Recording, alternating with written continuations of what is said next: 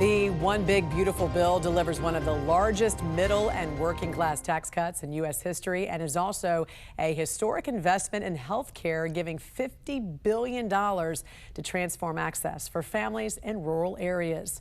Joining us now to discuss is the administrator for the Centers for Medicare and Medicaid Services, Dr. Mehmet Oz. Welcome back to the National News Desk and happy Friday. Good to see you. Happy Friday, Jan. I'm very excited about the opportunities created by the One Big Beautiful Bill, which is now the law.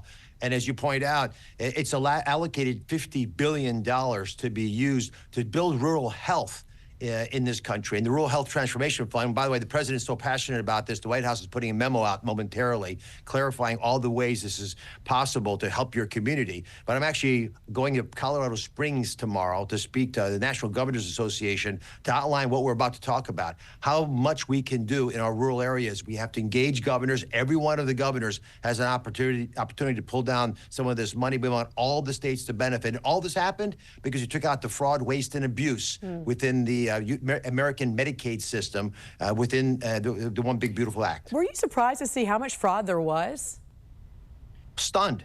$15 billion we announced 2 weeks ago with the Department of Justice because foreign multinational corporations target the agency that I'm in charge of administering. CMS, which is Medicare and Medicaid, has a big bullseye on its side because it's a $1.7 trillion agency. That's twice the size of defense, for example. And because we allocate so much money to take care of Americans, again, the young, the older, those with vulnerabilities, those are the people we're supposed to help. When foreign governments see that, they come after us. By the way, we have some folks in America who are unscrupulous as well. We also have fraud because people are subscribing to Medicaid in multiple states, or they're on Medicaid plus they're on the Affordable Care Act. That's another.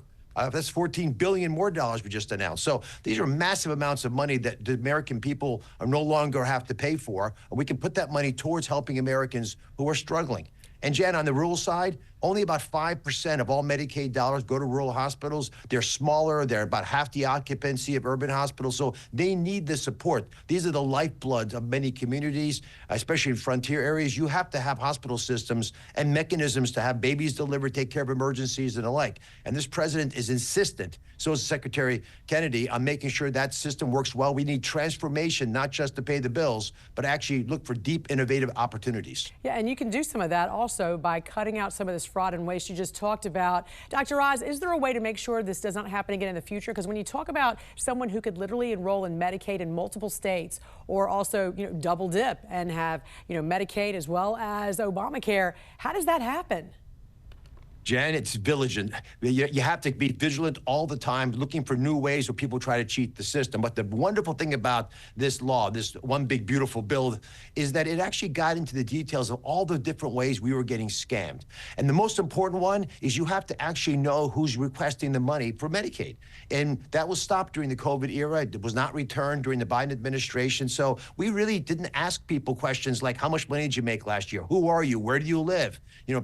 Attest that you actually have done the things that you claim you're doing that makes you deserving of this money. That's all changing. And as you know, we added the work requirement, which almost all Americans, if they think about it carefully, will have to agree is a classically American thing. If you're going to get something for free from the government, there should be some expectation that you contribute to your community. Try to get a job, volunteer, get educated, improve your lot in life. Jan, we're put on this planet by God to go do things that make the world better. We're asking Americans to do that, and they'll take the deal. I have confidence in the American people to do that. So does the president. And I know this is going to be a experience that will increase the number of people who want to work in this country and fill some of those jobs that are empty. And I want to talk very quickly about the Rural Health Transformation Program that you are going to be announcing today. How will this program be a flexible source of investment that's going to promote innovation and efficiency in how states, hospitals, and other healthcare providers meet the needs of their communities? Well, Jan, I'm going to outline this in detail tomorrow with all the governors, but I'll give you a sneak peek. Okay. We have a Wall Street Journal article that came out this week that speaks to the power to convene. Marty Macri, who runs the FDA, and I wrote it together. This is what we want to do. Use the power to convene to pull together rural hospitals. I've met with many of them, get them to collaborate, share expenses, cut out some administrative costs to make them a bit more efficient, but also it makes it easier for us to bring technology into these rural areas. And the main way you'll connect with Americans is on their phone.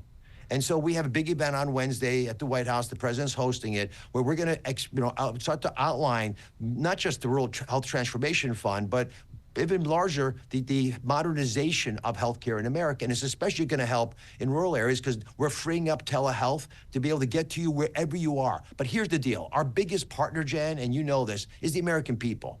If you want to be healthy and you're doing the right things in your lifestyle to be as healthy and vital as you could possibly be, you're much less expensive to take care of. The reason we spend twice as much as any other country by capita in healthcare is because we're sicker. We're twice as overweight. We've got many more chronic illnesses. We want to get past that. Let's make our country healthy again. The MAHA movement speaks to that. And I think that's the real celebration around Secretary Kennedy's presence here at Health and Human Services, is that he's majorly focused on that issue. Now, don't just pay the bills, innovate, make America truly healthy. And that's how you can really save some money. Administrator for the Centers for Medicare and Medicaid Services, Dr. Mehmet Oz, we appreciate you joining us. Hope you have a great weekend. Blessings. You too.